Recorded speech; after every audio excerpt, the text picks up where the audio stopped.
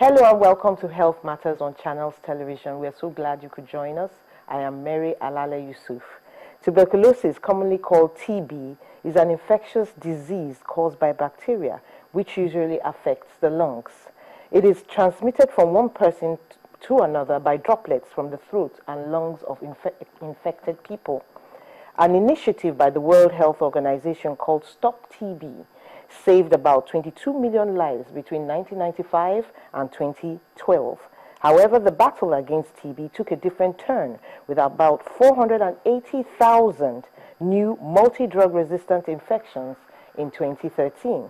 More than 95% of tuberculosis infections occur in middle and low-income countries, and the World Health Organization says about one-third of the world's population is infected with latent TB.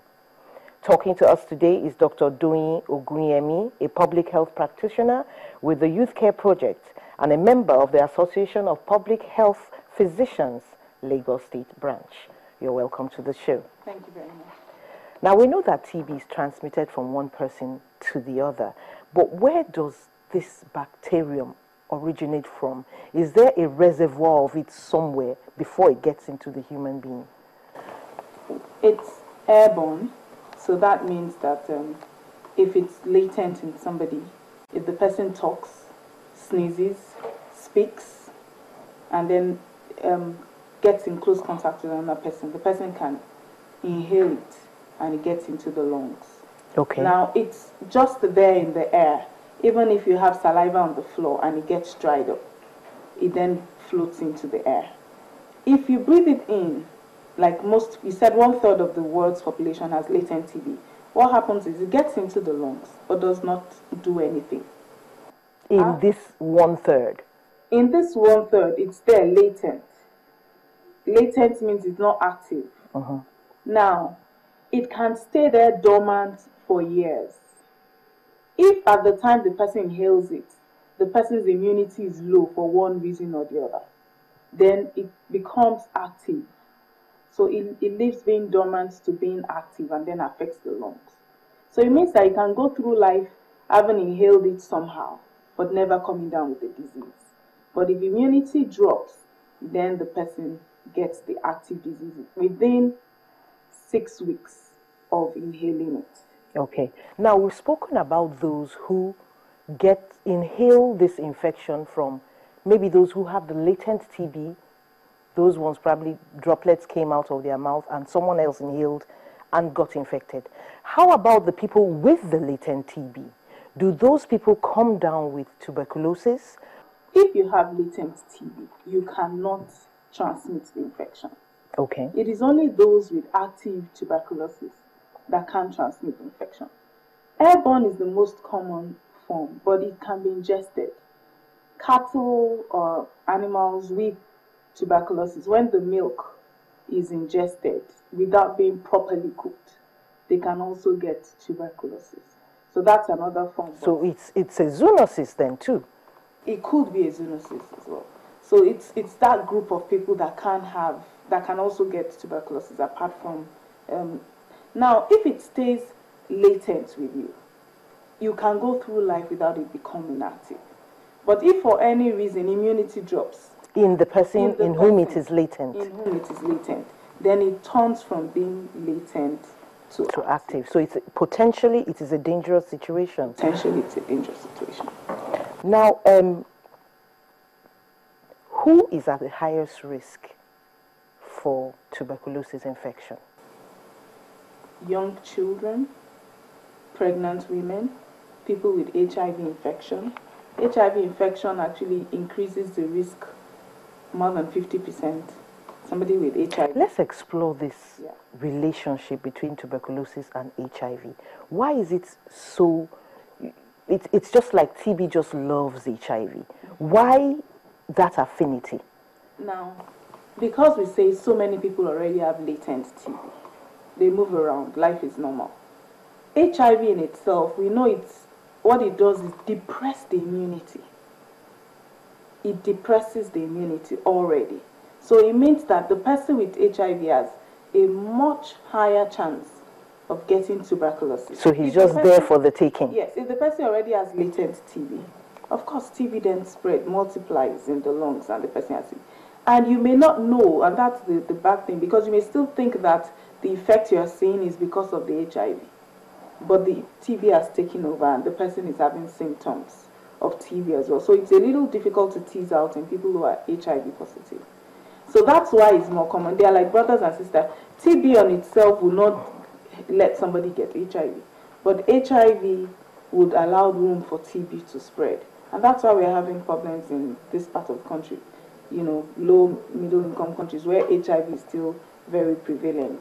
It has really let TB spread around. Do you have a lot of cases of people not coming forward for HIV testing and therefore, you know, making the problem much worse?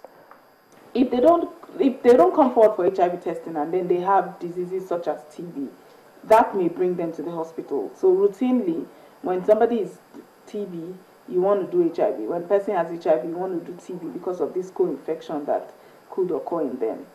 You were telling us about the risks of getting TB, yes, and we stopped at HIV. Okay. Tell us the other ones. Okay. The other things is poverty. Poverty is a big risk for tuberculosis, and that's why it's still predominant in very low income countries. Let's understand that a bit more, because people will be wondering, poverty, disease? Poverty and ignorance, they go a lot hand in hand, and they go with disease. That's the triad: poverty, ignorance, and disease. Okay. And tuberculosis is one of the diseases where they are really married together.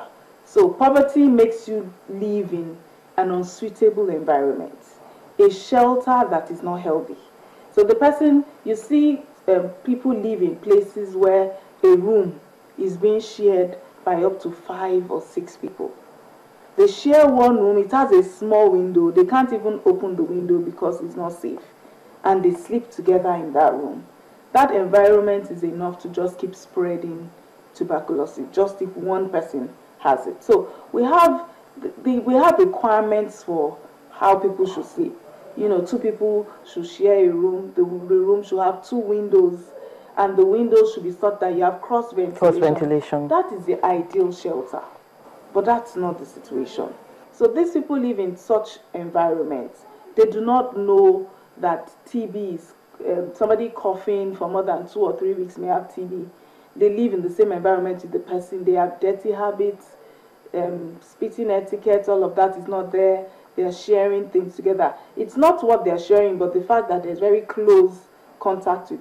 So there's not enough air to blow all those things away. Blow all things away, and they don't even know that they are at that risk, and so it goes on and on like that, and that's how it spreads. In many of these, where we have a lot of awareness going on, is maybe even more in the cities, not in the very areas where these people are most at risk. Even the DOT center, that's where you go to present, and your sputum is taken and checked, are in very urban areas, far away from the people who may be at the highest risk. And I think that's why we're still having so many cases of tuberculosis. Now, obviously, coughing is one of the symptoms of tuberculosis. Are there other symptoms that could be a pointer? So we say coughing, we used to say 3 weeks, people are saying 2 weeks now. You're coughing 2 weeks continuously. But sometimes coughing for 2 weeks might not be TB. Might not be, but you may as well check. So your coughing is productive of sputum. It may be dry, but most times productive of sputum. The sputum is blood stained or colored. That's one. Low-grade fever. The fever is just there. You feel unwell, but you can't. It's not the very high malaria fever where you know it's malaria. The person sleeps at night and sweats. Night sweats, that's what we call it.